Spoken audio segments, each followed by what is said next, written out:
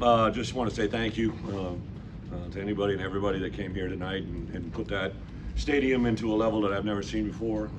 I always made reference, right? I've seen the stadium full, but I was a visitor on the other sideline, right? To see it cheering on our program, I thought this was a great moment, not just for our players, but our fans, right? And just really can't say thank you enough to that, from Barry and the band to all the things that went on, all the people in administration, all the things that this brought or made possible. I can't say thank you enough. I want to thank our players. I told them after the game, they earned this baby. I don't think anything in life that you get, that someone just gives it to you, really means a lot. But when you work for it and put a lot of energy and put a lot of work into it, it means a lot. And these guys put a lot into tonight.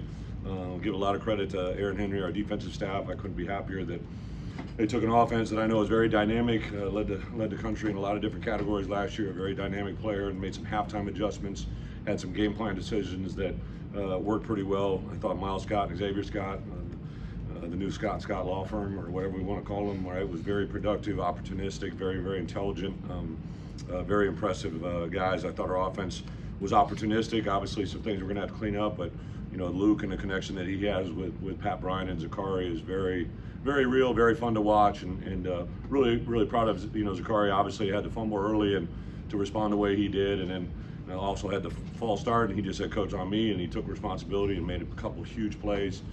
Fun to see as many run backs get in the ball game. I know it's hard to rotate 4 guys through, but just really impressed with those guys. It was tough sledding for a little bit. I think we can clean up some things, and hope it all happened. And David Alano just to hit 3 clutch field goals. That 50-yarder into the wind was pretty impressive.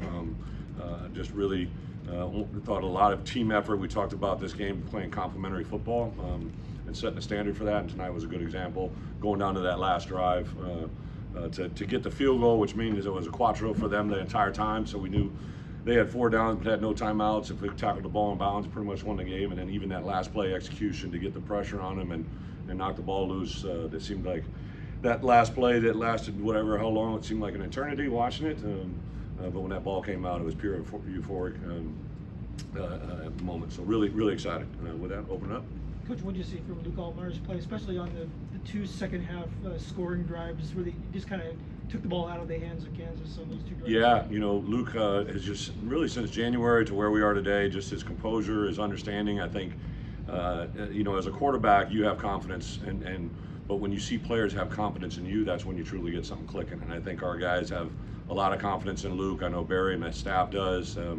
Just a calming presence. He literally asked me a couple questions on the sidelines. I just smiled because just to realize how into it he is. And again, another great example of a kid that, he's been around football. His dad's a team doctor at Mississippi State, so he's all been around college football. His journey to get here has been awesome, and really, really fun to see him get rewarded for it. Bret, what has to be inside Khalil Valentine as a true freshman to be your 4-minute drill tailback in that league? So Khalil, since he came on campus, has just been very impressive. He's got a good natural feel for it, understanding. There was a couple plays at halftime we talked, hey, if we can just get through there a little bit quicker, a little faster, and I think that was part of it. Give Thad a lot of kudos for having the confidence to put him in there, but believe me, there's going to be big days for Caden Fagan, Leighton Lawfrey, and this is a running back room that I think has a lot of talent. But what's this mean for you guys as a program to get this here in front of this crowd? Yeah, a lot of positives. We have more recruits here, committed players, and guys that we've offered than any other time since we've been here to go out there and play the way we did, to make it a 4-quarter game, and put that environment, and at the end of the game to have that celebration is a pretty memorable thing. Took a long time for us to get in here with you guys, so I apologize, but you just can't replace moments, right? And I remember being in an environment with this in the past, and some other places I've been kind of waiting for this moment. Our biggest win was obviously beat Penn State on the road, a ranked team, but to beat a ranked team, I think Bret said this is the biggest home win since 1995, right? So I was 25 back then, I'm 54 now, so it's a long time coming. But we got to build on this now, right? Like, we got obviously a Central Michigan team that will come in here and play their hearts out. Got a homecoming crowd, a lot of really good things. One of our team goals this year is to remember the past but plan for the future, and hopefully we just did that tonight. Bret, I know this team is set up for a moment that you've been kind of looking for here. Did you think coming into this game? Oh yeah, I told our coaches, our players, when we win this game, I said that several times today, right, and yesterday, and spoke to them on Thursday. I just had a feeling that we were going to match up well. I liked our demeanor. I thought our game plan was really, really good. I liked the matchups. This is a very good football team from a year ago, but we've been preaching about having rematch games. This is the first of 6, and I just thought our coaches really locked into that, and our players. I felt really good about this game. Coming into it, and it's kind of fun to watch it play out in front of you. Bret, it's only a couple games, but what's different about this defense so far this season? Defensively, I would say 3 things, right? They're extremely intelligent. So what you tell them, they literally regurgitate everything we ask them to do. I think what has also happened from Aaron and the defensive coaches, part of playing really good defense is understanding what your weaknesses are, right? And offensive coaches look for your weaknesses. They attack your flaws, right? And a year ago in this game, that's what they did. And I think the awareness to make a game plan adjustment around that has been really good. I really like our defensive staff, the way they build relationships with our players. They're very intentional about it, and fun to be around. And the third thing, I just think these guys play with an edge. They play everything they do. There's a little bit of edge to them. They're playing extremely clean. I was really frustrated when they threw that flag, just because I didn't think there was a PI there, and I was glad they picked it up. Give a lot of credit. That was a Big 12 officiating crew. There was a play where they scored a touchdown early on, and before the game, whenever they put a 2, if they put a big guy at 2, right, they ran a lot of rub routes and picks. So I went through, drew it on the board, talked to the official. They said Coach will be all over it, and it's a tough call because the guy that has to call it is the back judge. So the perimeter and the deep judge, they're on 1 and 3. So 2 has to be vision of the back judge. So I give a lot of credit to that back judge. He saw it, he understood it, and he made a call, and that was a game-changing type play. So to get out of that game and play the way we did, but to have a crew that I didn't know before, right? Give a lot of credit to them. Very good officiated game. Coach, you trailed in late in the first or second quarter. You get the lead. How much different was that in the locker room?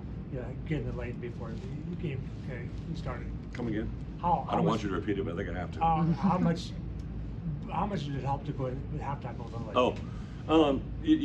I think momentum at halftime, and then right when so I made a choice to defer, right? So we won the toss and deferred, and part of the reason I like to defer is to double dip, right? It means you get a chance to score going in and a score coming out. Obviously we didn't do it, but I think for us to get points on the board at the end of half was really big. Momentum and the energy. It kind of lulled out a little bit there, right? So gave our guys some juice, and I knew if we could lead that crowd at halftime going in, that was going to be a big deal. And, obviously played out that way.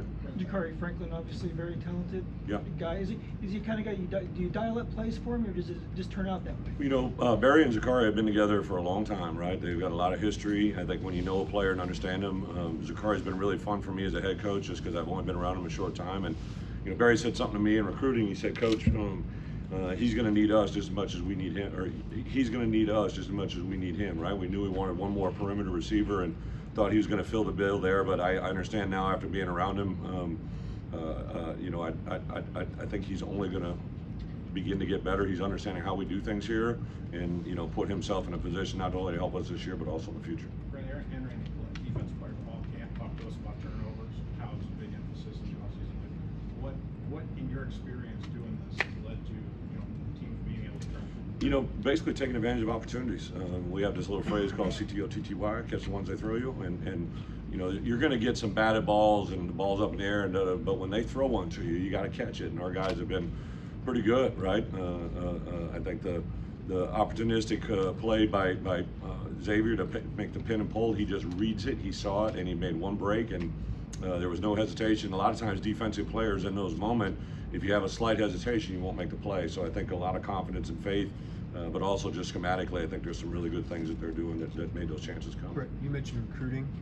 How much can one win give momentum in recruiting, or just as a program in general? Yeah, it's kind of a really interesting time right now, right? Because of the rules that are taking place, and Josh and I have had a lot of conversations. Like we're at 85 scholarships, but you have the chance of maybe adding on to that, and the whole thing of August 2025 going to a revenue share. It's just we're kind of in a holding pattern, but a moment like this, I know we had a lot of not only our committed players, but guys that were uncommitted that were on the top of their list, and the 26s are going to start rolling out too. There were several 26s that I visited with today and had a chance to be around, and then just the TV value of this, right? So, I know Xavier Scott has a guy that we recruited a little bit that he knows that I'm sure was watching, right? And to see those moments unfold on TV, I think will also be huge. Bret, I hate to So Joe, after they Yeah. that's the second straight game with the muff punt. Sort of, what was the reaction to that? How do you recover from that as a team? The muff punt? Yeah. Well, muff punt, we were covering the end zone. Yeah. football. Really good opportunity for him. What was the question? Just how do you recover from that and how do you fix that next Well, we put it out on a 20, right? And then it just kind of, I think we actually had a couple plays and then popped out. I don't know if I remember we scored on that drive or not, but I feel bad for Mac because Mac's been electric and very excited, but he's a young player. You got to learn from him. But Hank Beatty, super excited. Hank's the guy that we've always been cheering for, man. He's a guy from right down the road, Rochester, that just keeps sawing wood and keeps working and helped us win this game today, which was huge. What do you feel offensively clicked in those 2 scoring drives in the fourth quarter? Probably more than anything, just they took advantage of the opportunity, right? There was some big throws, big catches, protected, I thought, fairly well.